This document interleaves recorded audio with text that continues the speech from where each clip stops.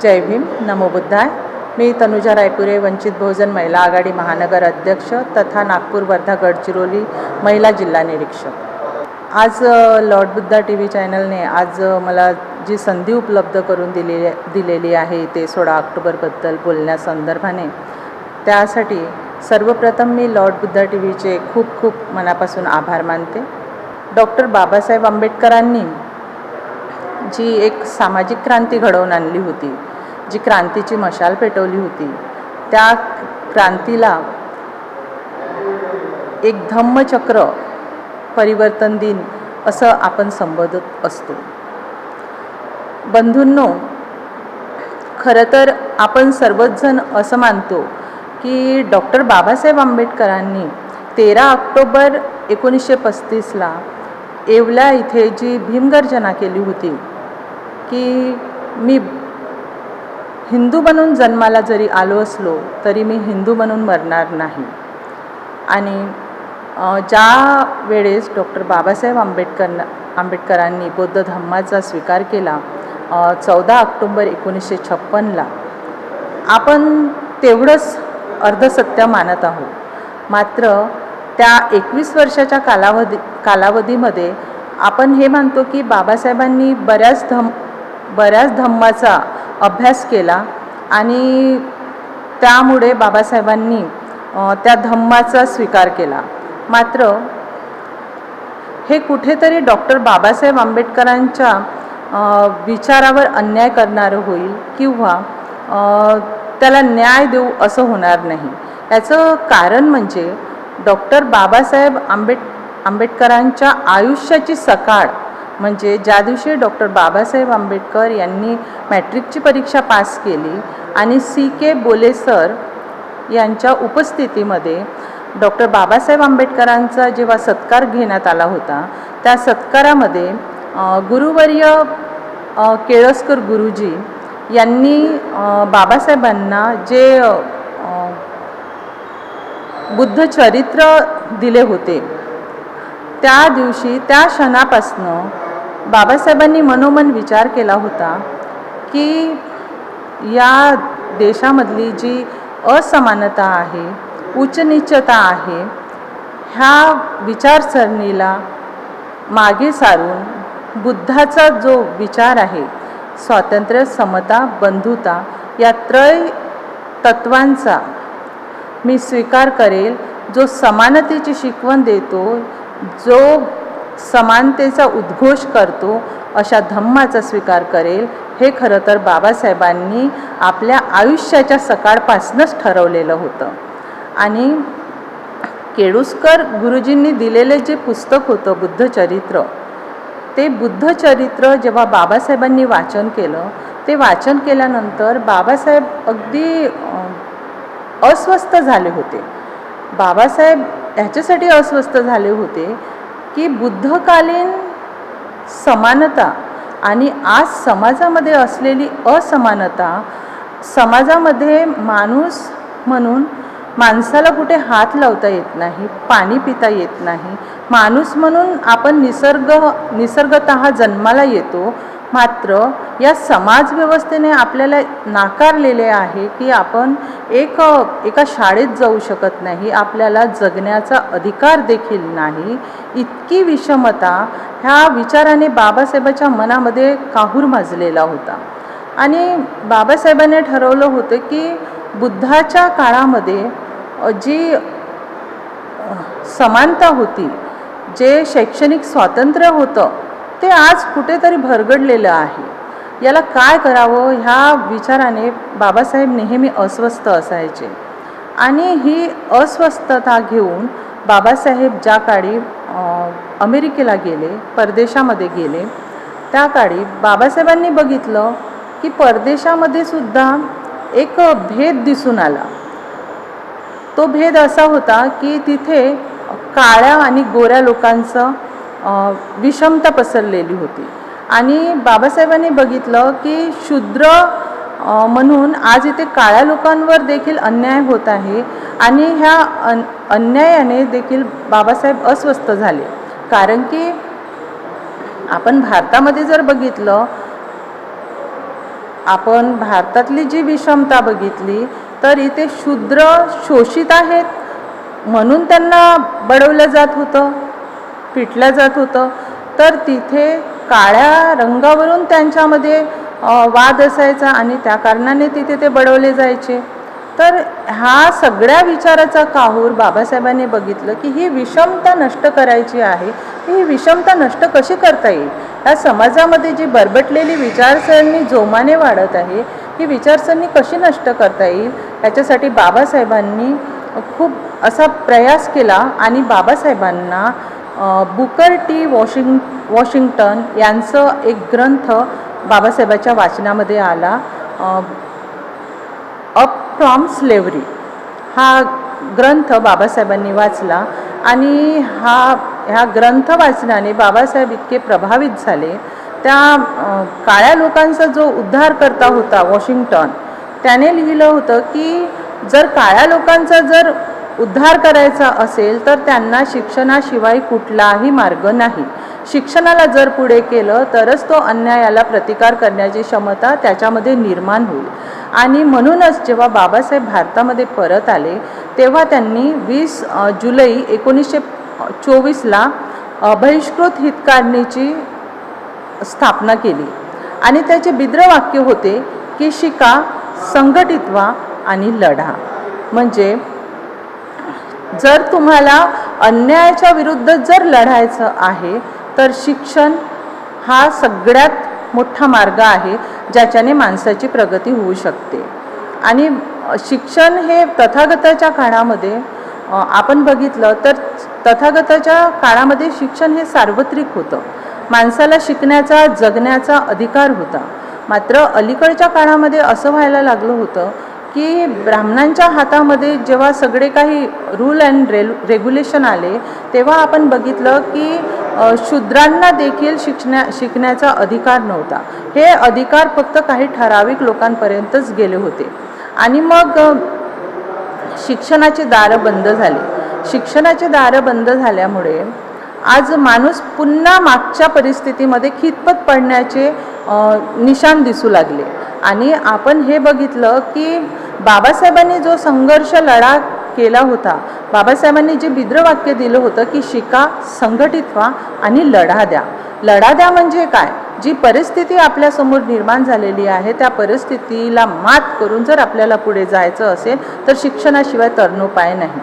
Doctor Babasaheb आंबेडकरांना शिक्षण बुद्धाने सांगितलेला जो मार्ग होता, समता, स्वातंत्र्य, बंधुता, हा अभिप्रेत होता. आणि शिक्षणाशिवाय कुठल्याच व्यक्तीची प्रगती होणार नाही.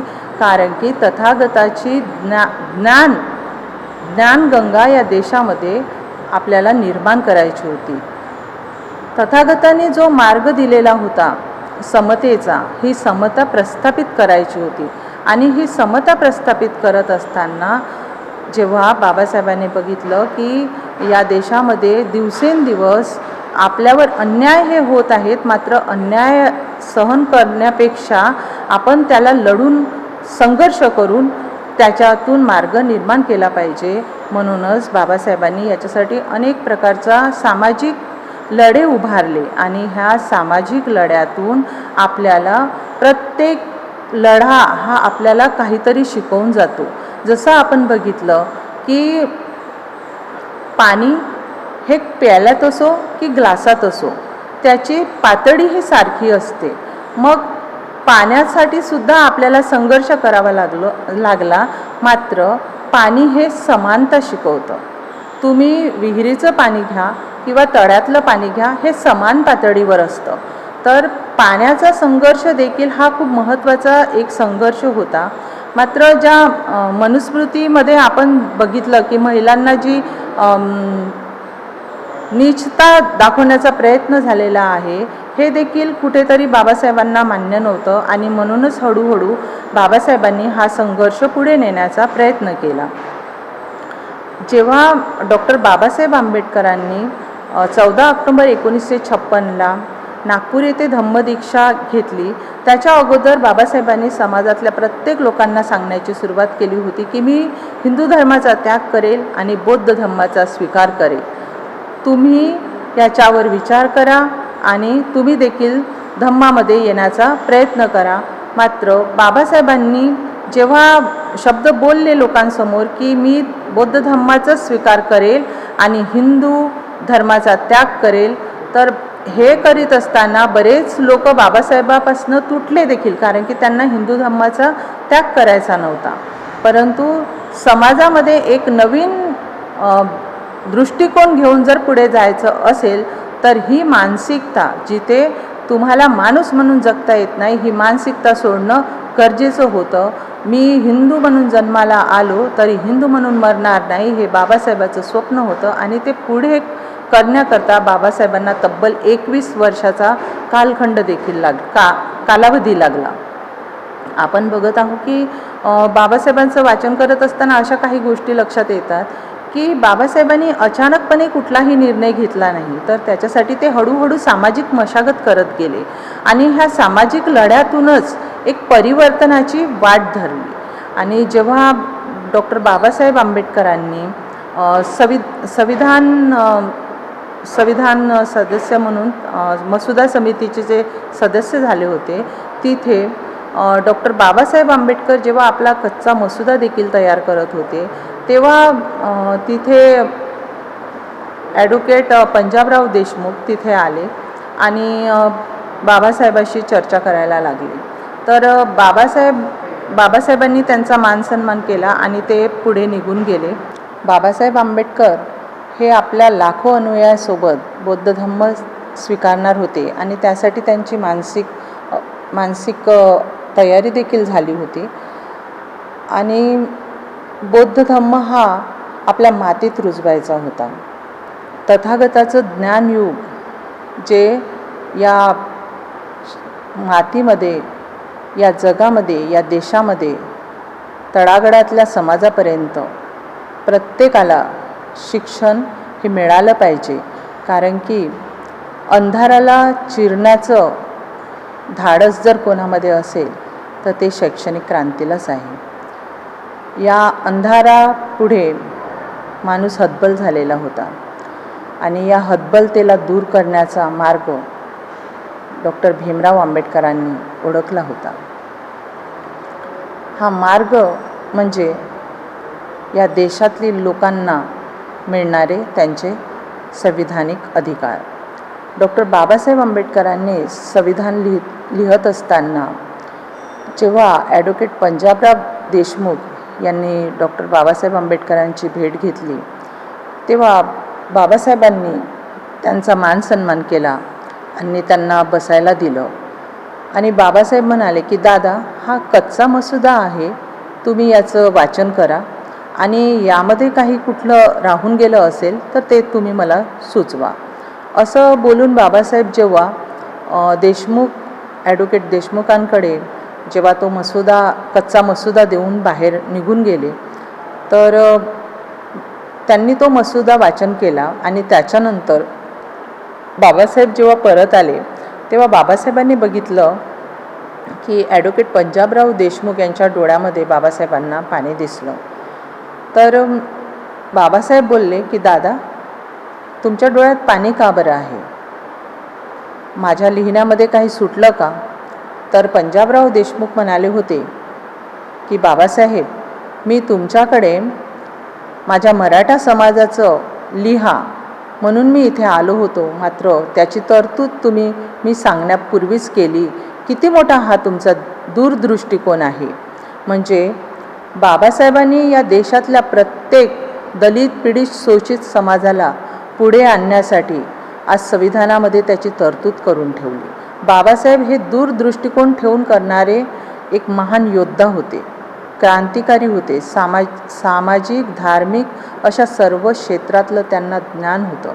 आणि हे सगळं ओळखून जेव्हा डॉक्टर बाबासाहेब आंबेडकरांनी 14 ऑक्टोबर 1956ला धम्मदीक्षेचा लाखो अनुयायाच्या उपस्थितीमध्ये नागपूर येथे याचं आयोजन केलं आणि भिक्खू चंद्रमणी यांच्या उपस्थितीमध्ये डॉक्टर सविता आंबेडकर आणि डॉक्टर भीमराव आंबेडकर आणि लाखो अनुयायाच्या उपस्थितीमध्ये जातीमध्ये जन्माला आले, जिथे जगता येत नव्हतं त्याला मूठ माती दिली आणि बौद्ध धम्माचा स्वीकार केला. त्यानंतर चंद्रपूरचे बॅरिस्टर राजाभाऊ खोब्रागडे यांनी देखील चंद्रपूरचे राहणारे असल्यामुळे त्यांना देखील वाटलं की नागपूरची दीक्षाभूमी ही पावन झाली, त्याचबरोबर चंद्रपूरची दीक्षाभूमी ही सुद्धा पावन व्हावी ह्या उदात्त हेतूने ॲडव्होकेट बॅरिस्टर राजाभाऊ खोब्रागडे यांनी 16 ऑक्टोबरला चंद्रपूरच्या दीक्षाभूमीसाठी बाळासाहेबांना आणण्याचा अतोनात प्रयत्न केला आणि त्याच्यात ते सफल झाले. आणि चंद्रपूरला देखील 16 ऑक्टोबर 1956ला डॉक्टर बाबासाहेब आंबेडकरांच्या पावन स्पर्शाने चंद्रपूरची दीक्षाभूमी पवित्र आणि आज लाखो अनुयायाच्या साक्ष ठेवून बाबासाहेबांनी चंद्रपूरला देखील 16 ऑक्टोबर 1956ला धम्म दीक्षा देऊन पूर्ण चंद्रपूर धम्म अनुवर्तन दिन म्हणून आज नावाजला जातो. आज इथे देखील खूप मोठ्या प्रमाणात जिल्ह्यामधून लोक येत असतात आणि पवित्र दीक्षाभूमीवर लाखो अनुयायाच्या साक्षीने तिथे देखील 16 ऑक्टोबरचा कार्यक्रम होत असतो. आज चंद्रपूरमध्ये जर आपण बघितलं तर आज चंद्रपूर आणि नागपूरच्या बरोबरीने चंद्रपूर देखील चळवळीचं एक मुख्य केंद्र आहे. आणि इथे देखील आपण बघितलं की आंबेडकर चळवळ ही गतिमान झालेली आहे, गतिमान होत आहे. मात्र ही कुठेतरी न डगमगता चळवळ ही पुढे जात राहिली पाहिजे. डॉक्टर बाबासाहेब आंबेडकरांनी जे केलेले परिश्रम आहेत, डॉक्टर बाबासाहेब आंबेडकरांनी जे केलेले कार्य आहेत, डॉक्टर बाबासाहेब आंबेडकरांनी दिलेले जे तत्त्व आहेत, डॉक्टर बाबासाहेब आंबेडकरांनी दिलेले जे अधिकार आहेत, जे तुम्हा आम्हा सर्वांना समानतेची वागणूक प्रदान करतात, बोलण्याचा अधिकार मिळालेला आहे, वाचण्याचा अधिकार मिळालेला आहे, सगळे अधिकार आपल्याला प्रदान केलेले आहेत. आणि हे अधिकार आज मोठ्या प्रमाणात चंद्रपूरमध्ये खूप मोठं परिवर्तन दिसून येतं की पुरुषांच्या बरोबरीने आज महिला देखील पुढारलेल्या आहेत, महिला वक्त्या झालेल्या आहेत, मग महिला प्राध्यापक आहेत, महिला ॲडव्होकेट आहेत, महिला अधिकारी आहेत. प्रत्येक क्षेत्रामध्ये आज महिला निपुण झालेली आहे आणि ती देखील चळवळीचा खूप मोठा कणा होण्याचं स्वप्न आपल्या उराशी बाळगून प्रत्येक चळवळीमध्ये स्वतःचा सहभाग दर्शवित आहे. हे महत्त्वाचं पाऊल डॉक्टर बाबासाहेब आंबेडकरांनी केलेल्या ह्या महत्त्वाच्या धम्मक्रांतीमुळे आज आपल्याला दिसून येत आहे. जी धम्मक्रांती माणसाला माणूस म्हणून जगण्याचा अधिकार देतो, माणसाला माणूस म्हणून पुढे नेण्याचा अधिकार देतो, ती धम्मक्रांती समानता, स्वातंत्र्य, बंधुता हा मार्ग देत आहे.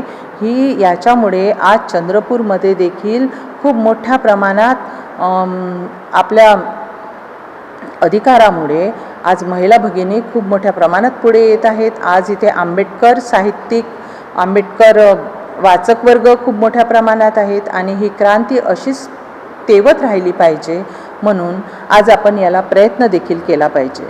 आज आपण बघत आहोत की समाजामध्ये 2 गट पडलेले आहेत, एक विचाराचा गट आणि अविचाराचा गट. अविचाराचा गट हा पुढे नाही गेला पाहिजे म्हणून विचाराची क्रांती ही आपल्याला पेरावी लागणार आहे. समाजामध्ये एकच दृष्टिकोन ठेवून चालणार नाही आहे, तर या महामानवांनी तथागतांनी जे सिद्धांत दिले आहे त्या सिद्धांताला तुम्ही बाबासाहेबांनी आणलेला रथ हा इथे बाबासाहेबांनी आणलेला जो रथ आहे तो इथपर्यंत आणला आहे. तो तुम्हाला पुढे जरी नेता नाही आला तरी पण त्याला मागे न नेता त्या रथाचे चाकं कसे होता येईल याचा देखील आपण सर्वांनी प्रयत्न केला पाहिजे. आज समाजाला आंबेडकर चळवळ ही गतिमान करावी लागणार आहे. समाजामध्ये आंबेडकर चळवळ गतिमान करण्यासाठी आपल्याला सामाजिक मशागत देखील करावी लागणार आहे. ही सामाजिक मशागत करत असताना प्रत्येकाने ठरवायचं आहे की ही मशागत कुठल्या प्रकारची करायची आहे. मशागत ही स्वाभिमानाची करायची आहे की धूर्ताची करायची आहे. स्वाभिमानाची मशागत ही सत्याची कास धरणारी असणार आहे आणि सत्य हे सूर्याच्या तेजासारखं प्रखर असतं, त्याला काटेरी वाट असते. मात्र जो रस्ता निघणार असतो हा प्रकाशाचाच असतो. प्रकाशाचा रस्ता तेवत ठेवण्याकरिता तुम्हाला सामाजिक मशागत ही करावी लागणार आहे. आज आपण बघितलं तर बौद्ध धम्माची गाथा जर आपण बघितलं तर ही फार संघर्षमयाची वाटचाल आहे आणि ही संघर्षमयाची वाटचाल आज देखील पूर्णपणे संपली असं आपल्याला म्हणता येणार नाही. आज आपण पाहत आहोत की पूर्ण देशामध्ये आज महाविहार मुक्त करण्यासंदर्भाने देखील खूप मोठं आंदोलन सुरू आहे. त्याला देखील न्याय मिळालेला नाही आहे. हा न्याय मिळण्याकरता सुद्धा आपल्याला संघर्ष करावा लागत आहे. जे आपलं आहे त्याच्यासाठी सुद्धा आपल्याला लढा द्यावं लागत आहे. म्हणजे बाबासाहेबांनी म्हटलं की शिका, संघटित व्हा आणि लढा द्या. आज खरंच बुद्धिस्ट समाजामध्ये ही चालना मिळालेली आहे की आपल्या संघर्षासाठी आपल्याला लढा द्यावाच लागणार आहे आणि हा लढा संघर्षाचा जरी असला तरी काटेकोरपणे जर तुम्ही त्याला पुढे न्याल तर मात्र विजय हा आपला नक्कीच होऊ शकेल. परंतु कुठे आज आपण पाहत आहोत की विकृतीकरण देखील खूप होत आहे. आज आपण देशाच्या राष्ट्रपतीचा जरी विचार केला तर आज एक महिला, आदिवासी महिला म्हणून त्यांना ते स्थान मिळालं आणि ते त्यांचा अधिकार होता. मात्र ज्या वेळेस त्यांचा शपथविधी होता तर एक गोष्ट प्राकर्षाने जाणवली. जेव्हा आपण बघितलं की राष्ट्रपती द्रौपदी मुर्मू यांचं देखील शुद्धीकरण करण्यात आलं होतं.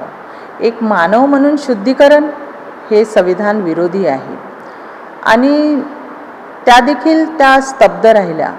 मात्र संविधानाची शपथ घेत असताना ज्या संविधानाने तुम्हाला समता, स्वातंत्र्य, बंधुता हे तत्व दिलेलं आहे, ह्या तत्वानुसार तुम्ही देखील शांत राहिल्या आणि अनेक आंबेडकरी चळवळीच्या महिला देखील गप्प राहिल्या. हे डॉक्टर बाबासाहेब आंबेडकरांना अभिप्रेत असलेली महिला जी या समाजाची आधारशिला आहे, ती आधारशिला, तिचं शुद्धीकरण ह्या गोष्टी न पटण्यासारख्या आहेत.